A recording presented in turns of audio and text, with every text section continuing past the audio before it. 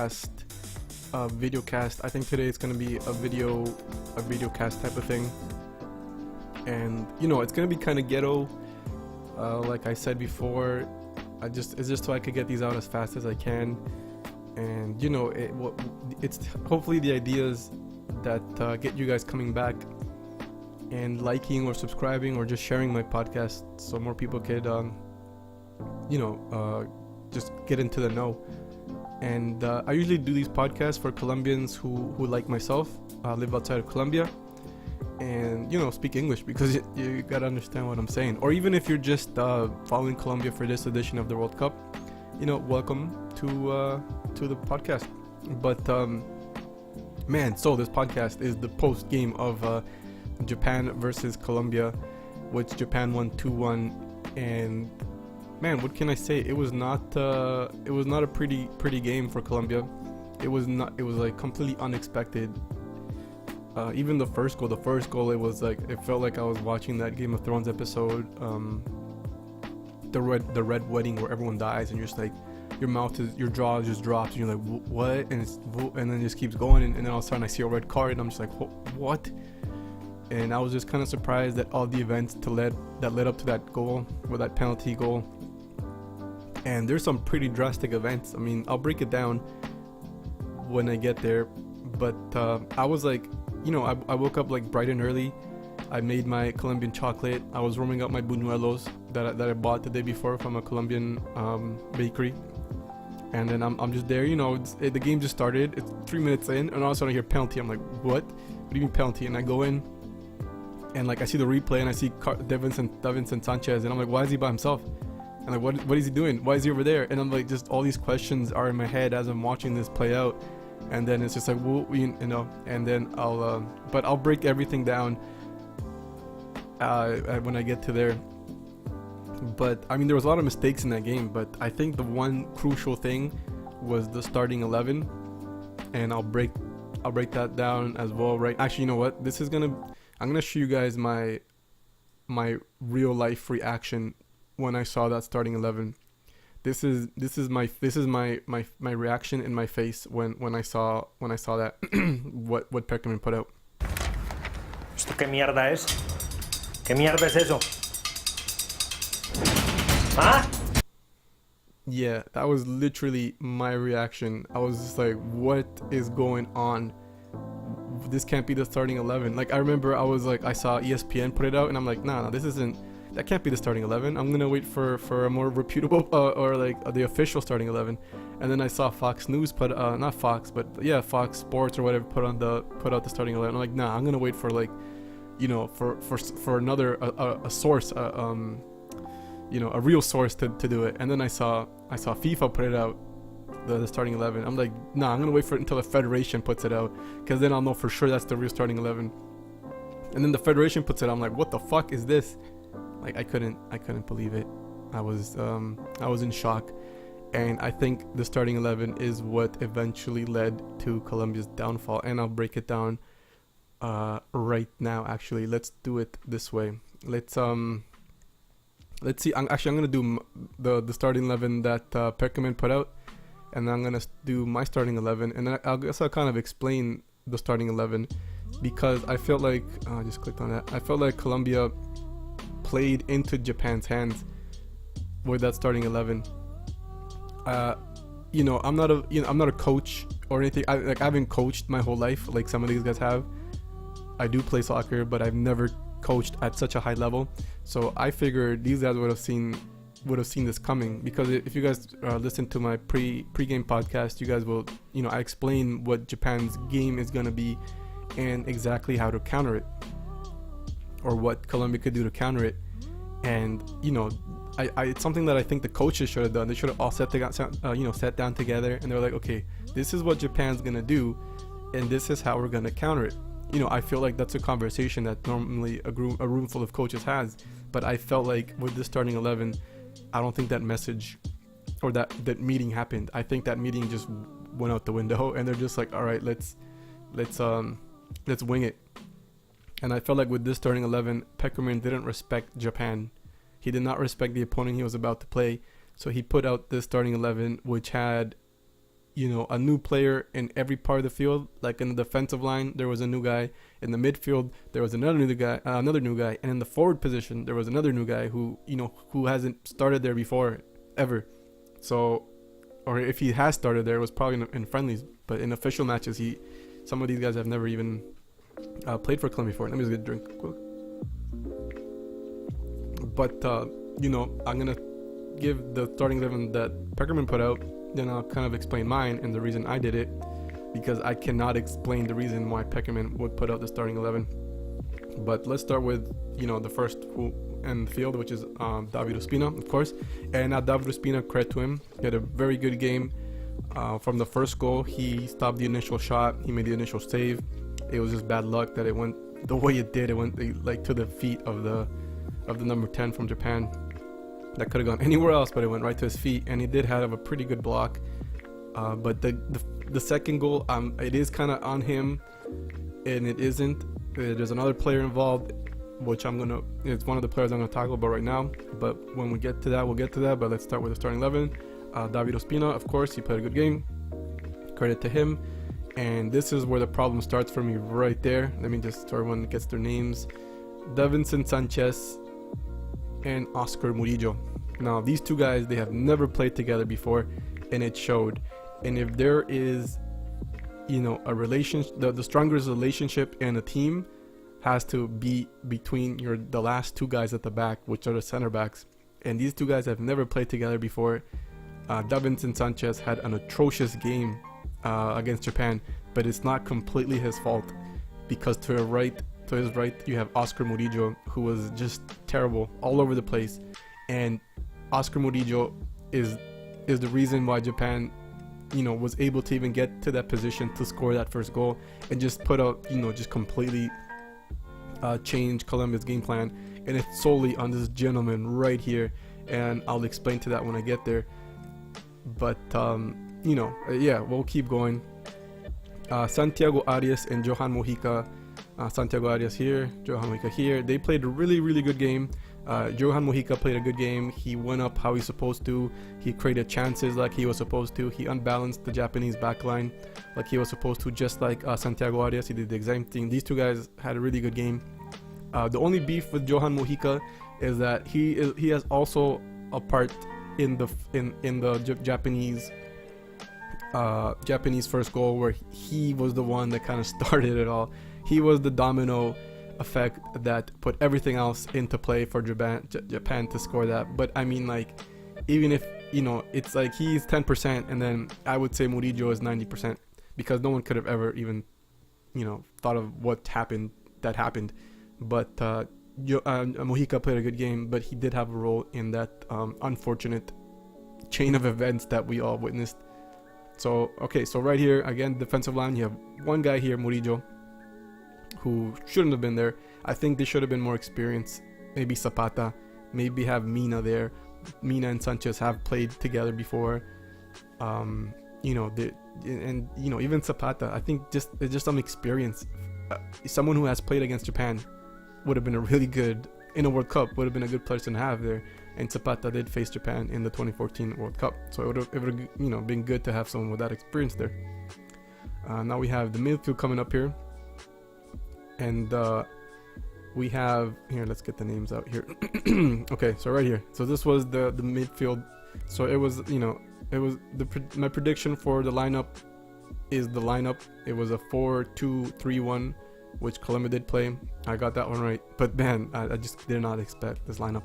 But right here we have Lerma, who had a very bad game against Egypt. So seeing him start against Japan, game 1 of the World Cup, I was like, is this serious? That's why I did not believe ESPN or Fox Sports, because I did not think he was going to be there.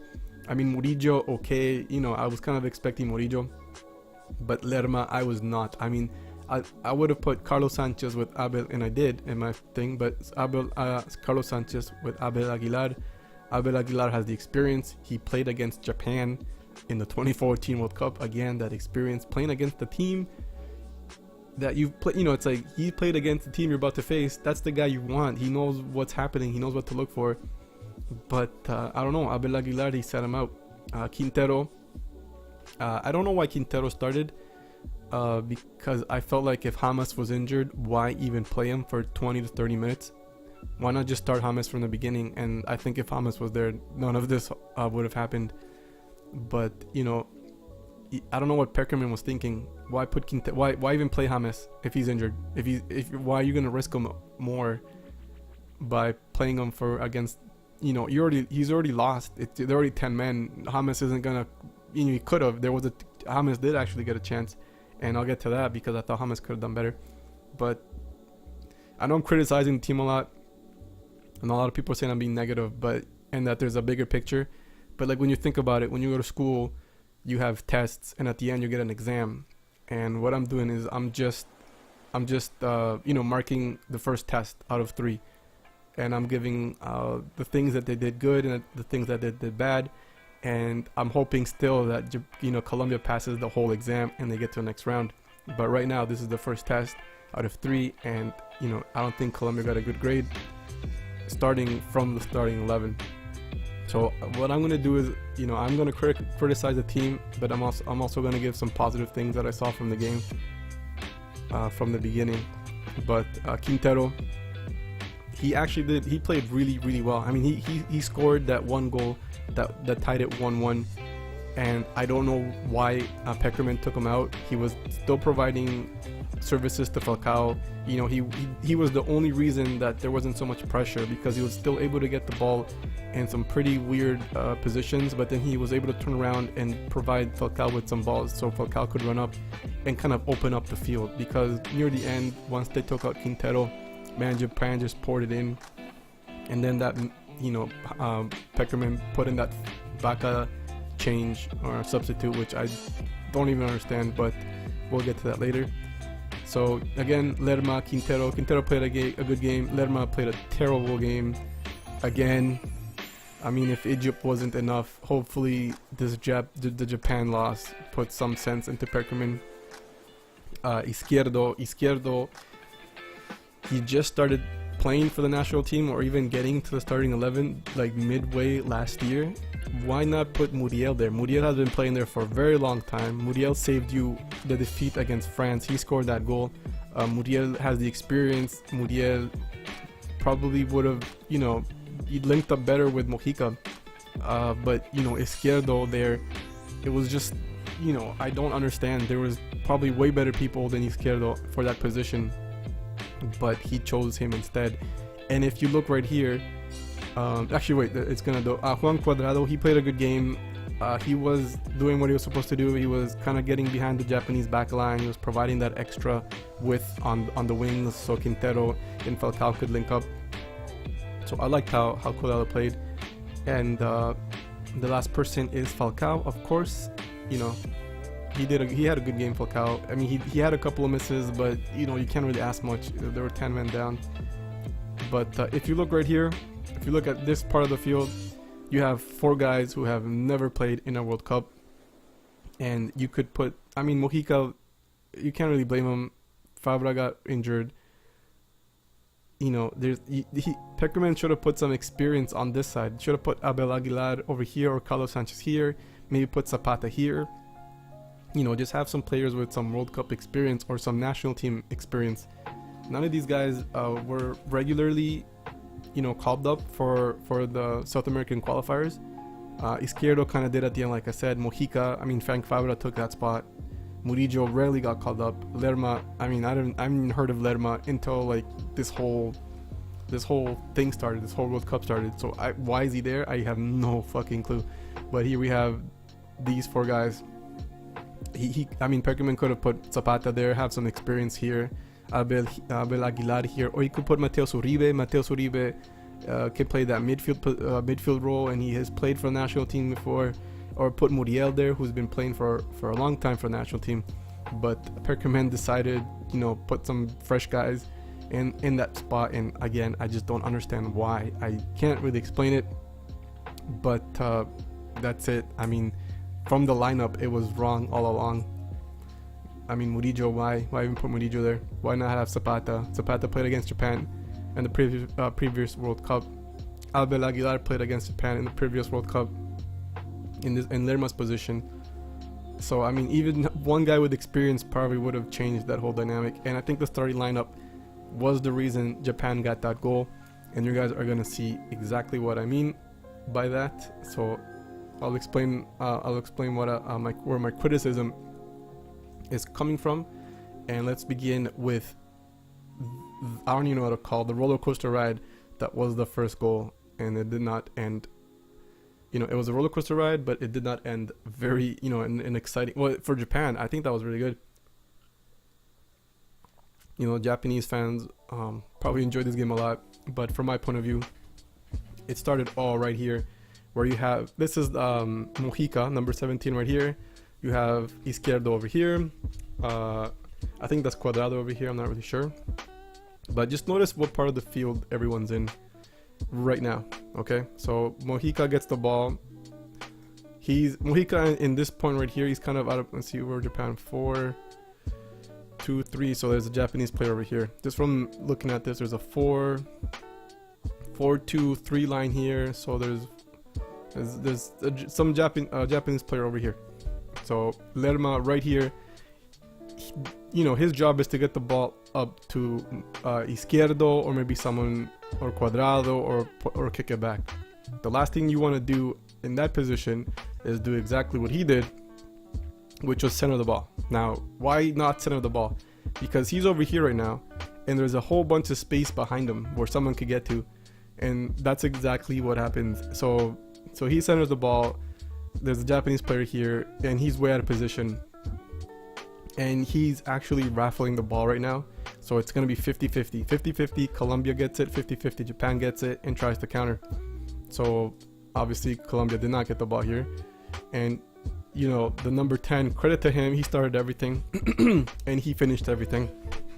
So, you know, he believed in the whole process out that this goal was happening.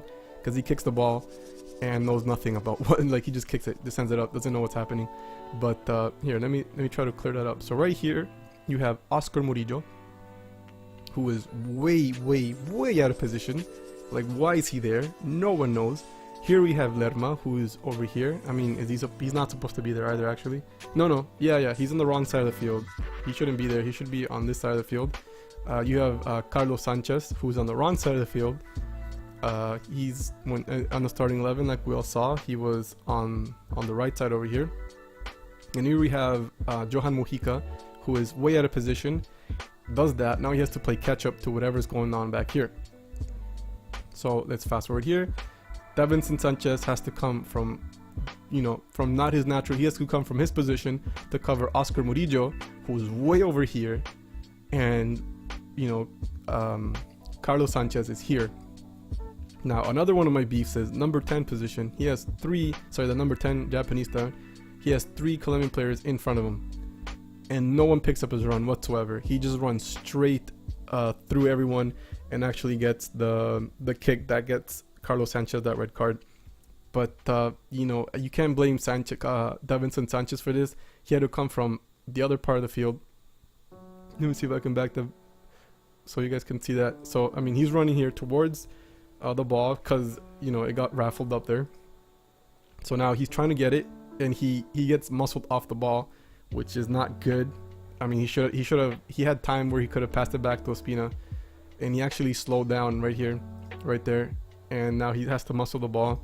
Unfortunately, he doesn't win the ball. He actually trips. But look at the number 10 here. He has 2 Colombian players. You have Oscar Murillo, Carlos Baca, Johan Mojica, and Lerma right there. So these are the 4 players. I mean, looking at this, it sucks, but this is doable. This is okay. Like, Davinson could flip him. I mean, could try to get around him and stuff. He's fast enough, and you still have Ospina at the front.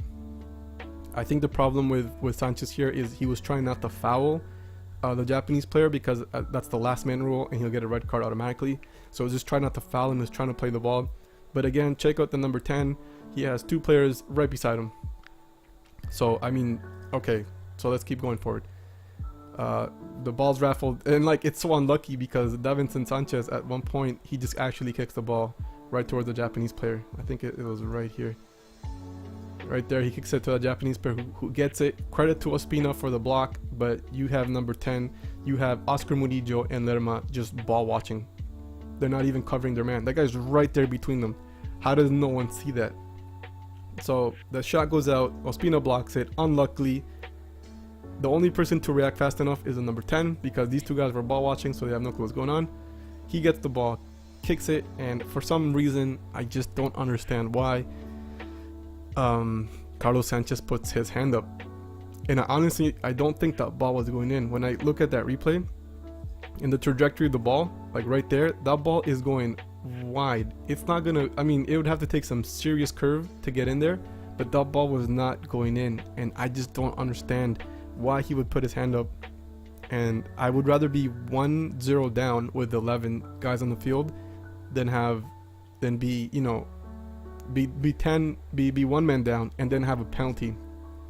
I think it was a brain fart. Because I can't explain why he would do that. And you know, like, he could have used his chest or something, but the ball wasn't going in. I don't think the ball was going in. He should have just let it go. He gets the red card. Jefferson Lerma, he's to blame because of that. I mean, how do you not pick up that guy's run? He's right beside you. Just look like, oh man, I should probably stop this guy from running, or get in front of him or something. Try to inconvenience this run, but they just all let him run beside him. So yeah, he knows it. He knows that he messed up. It was a mental fart. He put his hand up. I couldn't believe he put his hand up. The ball wasn't even going in. And credit to Japanese player, he got it in. And Ospina guessed it, but he was just off by a little bit. Like, it was the slightest. If he just didn't jump, if he stood his ground, he would have blocked it. But you have the 1-0 down for Colombia. And I think the inexperience on that part of the field really, really screwed us over right there. I think from then, I think that was what really, you know, was the catalyst for the rest of the game. And being 10 men down with one, now you're 1-0 down. It was just really, really hard. I felt like Colombia could have come back. At that point, I didn't think the game was over. I thought Colombia could still do it, maybe even get a tie. And you know, that's exactly what happened when with that Quintero free kick. So again, credit to Quintero. He played a really good game.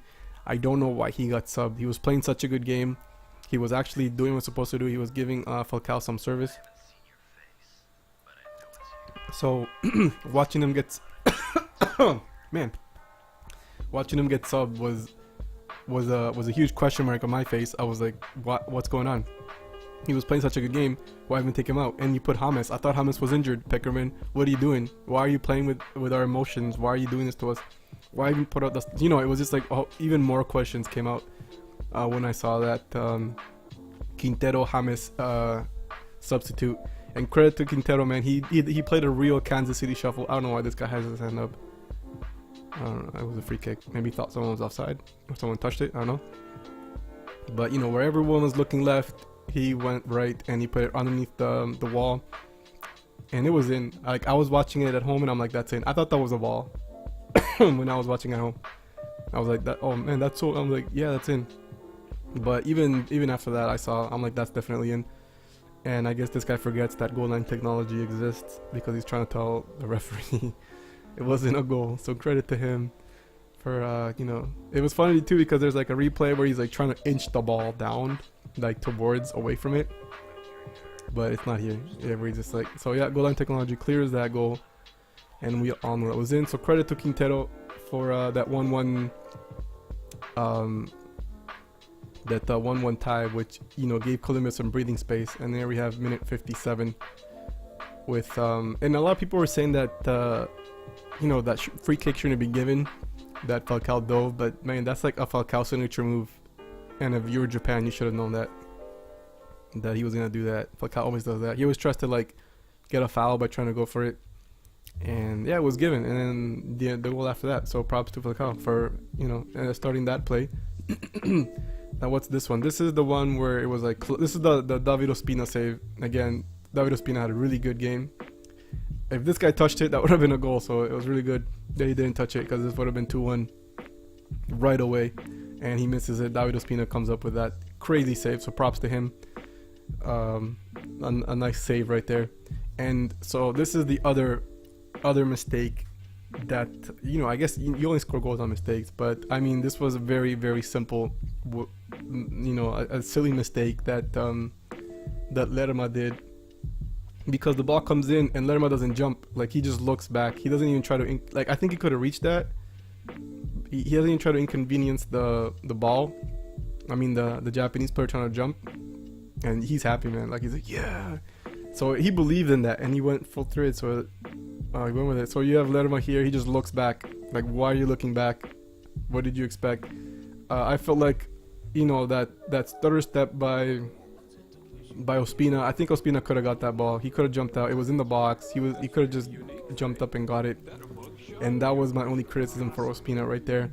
But it didn't help that Lerma didn't jump. Oscar Murillo, I guess he was doing what he was supposed to do. Santiago Arias didn't jump either, but I think he thought Lerma was gonna jump, so he was just waiting for, I don't know what it was, but no one followed that jump up. Jumps too late. Lerma, like, again, he could have jumped. If he jumped, that would have probably inconvenienced him somewhat, and the ball would have not done what it did. Ospina almost touches that ball. He almost flicked it over for that and avoided that goal. But here, the next one, which I thought James could have done better. I mean, that was a good flick from Lerma, props to that. But I mean, right here, I don't know why James tries to go for it. He could have passed it right here. I think that's Davinson Sanchez. He's wide open. He's not marked. The two Japanese defenders are going towards the net. They don't pick up Davinson, and James just goes for it. And, like, why? It was a bad angle. He has a way better angle. That could have been 2-2 right there. 78th minute. That would have closed up the game. But instead, James decides to go for it. I don't know. The game on James, people were saying that he looked injured, but he didn't look injured at all. He was playing 100%. And why would you not start him on such a important game? But props to Japan. They did what they were supposed to do. They played how they were gonna play, that fast transitional counterattack type of type of football.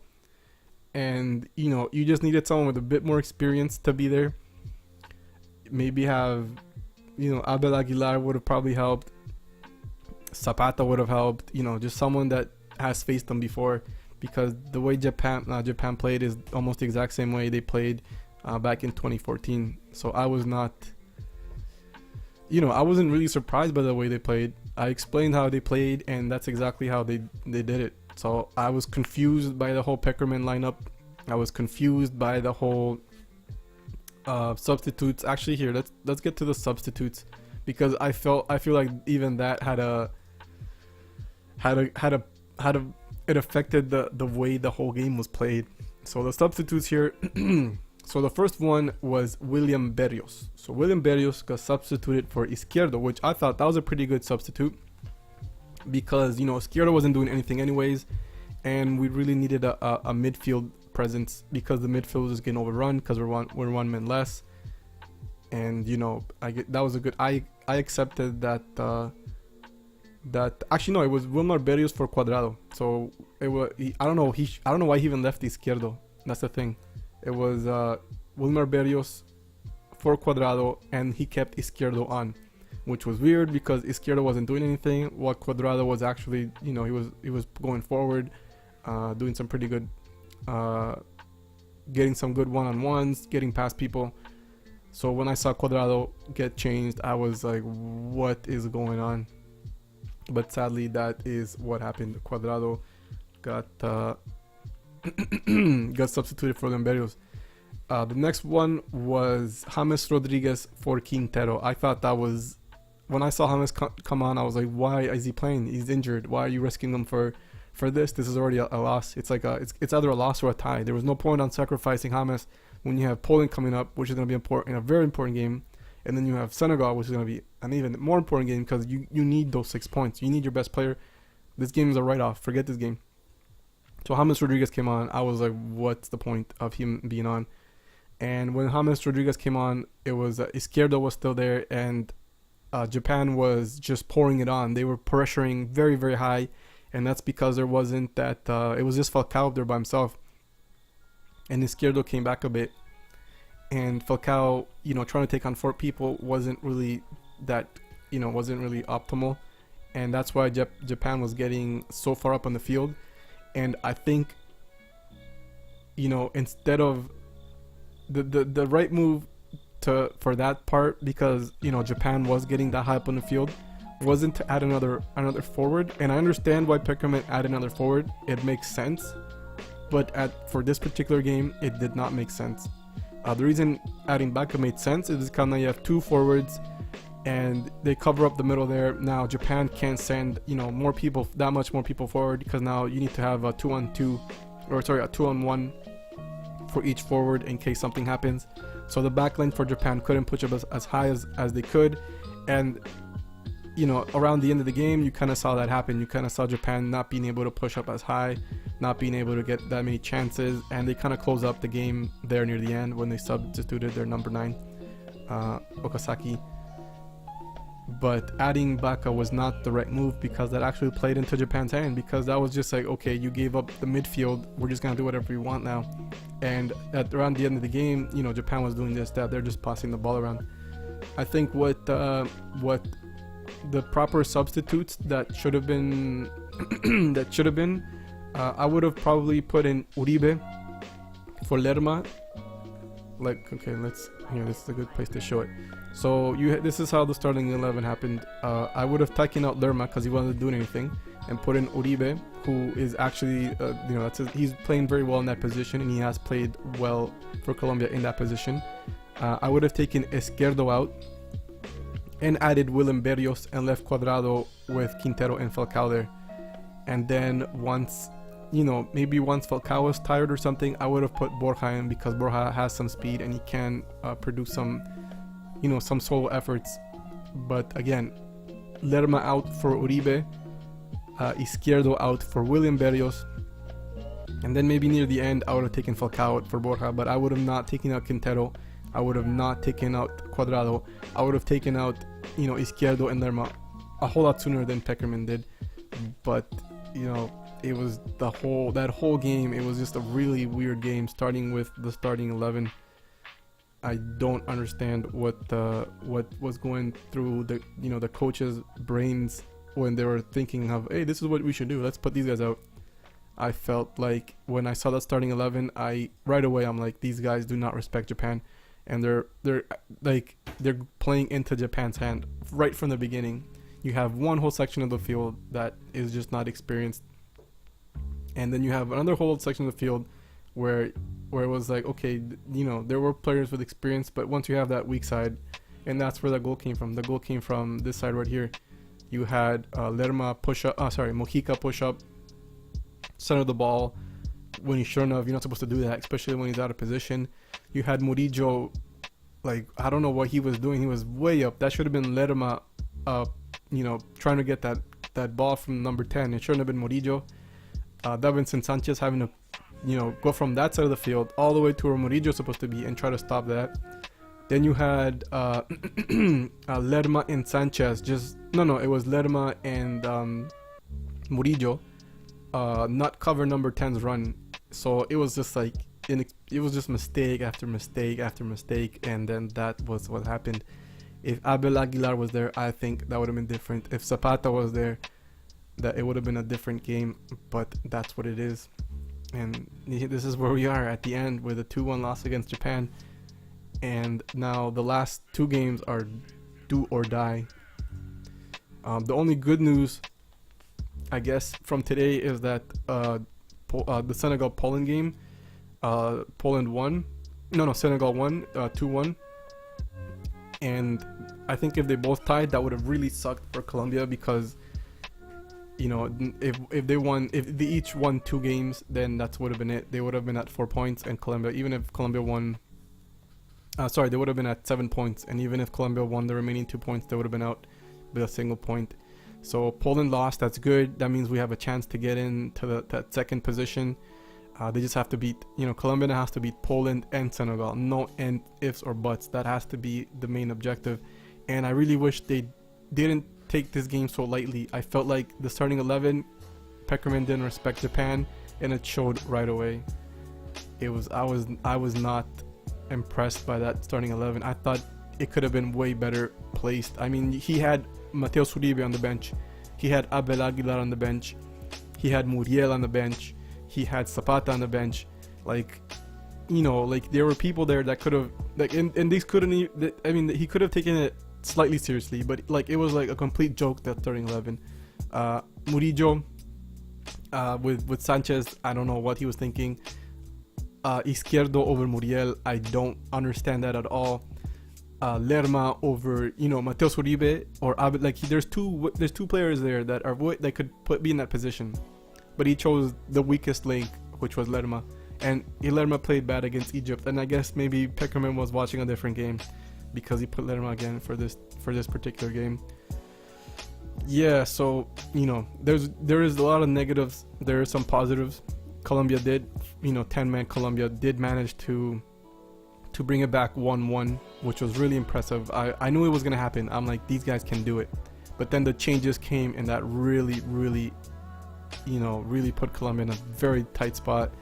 And after the changes, it was just like, I was like, man, I don't know if they can do it. And then that second goal came in, again from silly mistakes from people who are not very experienced, playing in a, you know, international stage like Lerma or Murillo, and it was just I don't know, a little disappointed, a little bit I don't know. I thought Colombia could have done better. I thought Pekerman could have done better with the starting 11. But again, I'm not being super negative. Like I just said, this is you know, it's like an exam. Sorry, these are tests, and the final exam is getting to the knockout stages. But for the first test, this is my grade for Colombia, and I did give out some positives and some negatives. I'm not being 100% negative. I felt, you know, I am being negative because it's not a result that we wanted. I'm still optimistic. I still think Colombia could beat Poland if they take that game seriously, and I feel like now they're gonna take it seriously because now they have to win 2 games in a row. If they took the Japan game seriously, we wouldn't be here. I think Colombia definitely could have won that, you know, 2-1, 2-0, 3-1. Just from the talent they have, and just, you know, from what they showed when they were down 10 men, they were still putting it to Japan, pushing them back and getting back that 1 goal and tying it 1-1. But you know, that game was wrong from the start, and like how I explained, Oscar Murillo just way out of position, and Carlos Sanchez, I don't know why he stuck his arm out. Davinson Sanchez, I think mentally he folded after that initial goal, because he just looked like a liability completely after that.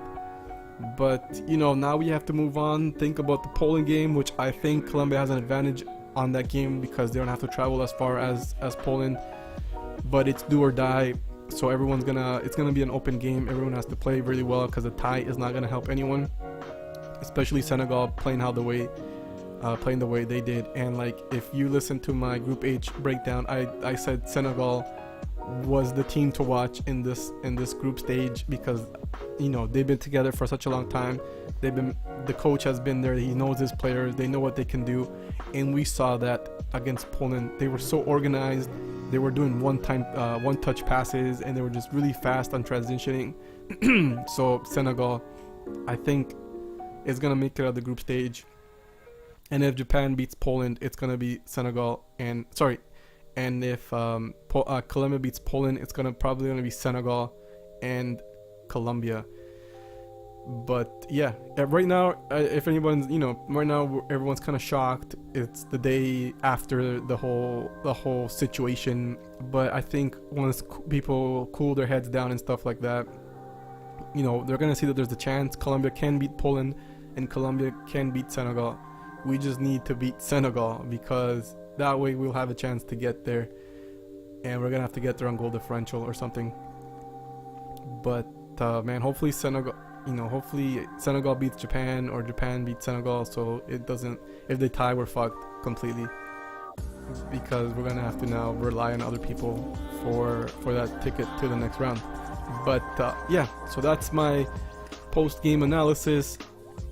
You know, hoping for a better showing against Poland. Hopefully, you know, Pekerman doesn't throw us a curveball like he did with that lineup. It made no sense from the beginning. and it showed from minute 3, minute 2 when all that went down. It was just like, what are you doing? What are you doing? What are you doing? Oh my god, it's a red card. Oh my god, it's a goal. Oh my god, we're 1-0 down with 10 men in the 4th minute of the game. So, man, you know what can you do? That's football. We invest a lot of time and emotion into this game, and sometimes these things happen. Right now, hopefully, you know, Pekerman just figures things out. The players kind of sit back, take it more seriously. I know they were dancing and partying and stuff like that, and that's good to see, you know, leading up to it. But now there's probably not going to be any more dancing, you know, any more Snapchats of dances and stuff like that. Now everybody is in SRS mode, everyone's in serious mode, and hopefully we get through to the next round. Yeah, but all right, that's it for me. I'm gonna do the next one is probably gonna be the pre-game of Poland and then the post-game of Poland, and hopefully that's a good you know, post-game. A lot of good positive things to say. Like I've said, you know, this is as a whole, it's an exam, but this is just test 1 of the exam. I mean, this is just test 1, and it wasn't, you know, it didn't go very well. Hopefully, and I think now test 2 is gonna go very well, and test 3 is gonna go very well, and Colombia is gonna pass with flying colors the exam, getting into the knockout stages. But yeah, I mean, if a player gets injured or any news comes out, I'll be sure to do a podcast. But the next one is most likely the post-Poland and the pre-game Poland and the post-game Poland. So thanks everyone for listening. Let me know how I did. If you agree with my post-game analysis, let me know if I was a bit too harsh on everyone. I you know, that's the type. I'm not trying to be harsh. I was very analytical, and you know, it's just like I saw it, I showed it, and you know, it was all there for everyone to see. But let me know if I was too harsh. Let me know what you guys thought of that game. It wasn't pretty. It wasn't a pretty game at the beginning.